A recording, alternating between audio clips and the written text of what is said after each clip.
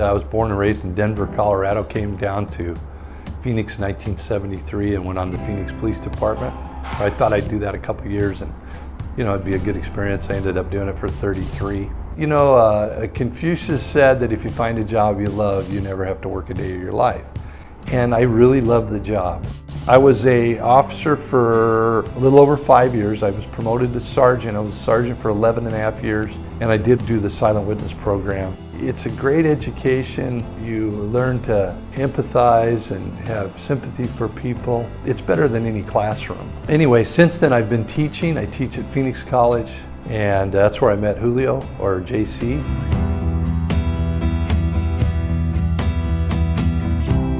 I walk up to class, and I always get there real early, and there's this guy sitting outside on a bench, and he's kind of leaning over. He looks a little nervous. And I said, I'll bet you that guy's going to be in my class. And he's obviously works out a lot. I could see a lot of tattoos and stuff. Sure enough, he walks into class, and he comes up to me, and he introduces himself. He says first college class he's taken. And he gives a little bit of his background. He doesn't tell me all of it, but he just says, hey, I'm kind of nervous, and so don't call on me. And of course, over the semester that changed, and he became very open with the class. And finally one day I said, well, you ready? And he goes, yeah.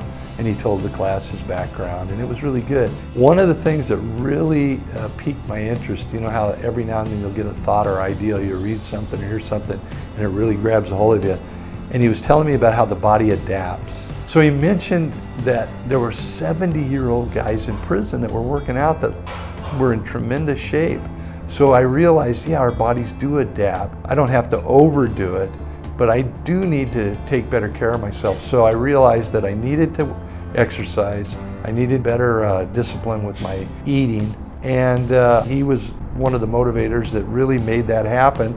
And then just being part of a group that is getting healthy, I feel like I'm part of that group, even though I'm, I have a different background from law enforcement. My family life, everything is different. But it doesn't matter because we're all human beings, and human beings act and behave a certain way. They respond a certain way, and I needed some discipline in my life, and JC has really helped me do that.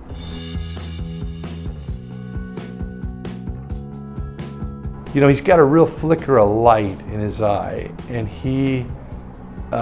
so the things I've learned from him is that he didn't give up, that something triggered at a certain point, and he is it's kind of like he's on the right side of life now, in spite of all of his past. And so it's kind of neat to see somebody that's had probably even a more difficult life and experience that isn't living in their past, using their past for the benefit of the future and for people around them.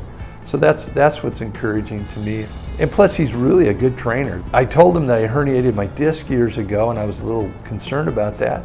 And I feel stronger, and he's done exercises that work muscles around that area of my back, which absolutely is amazing.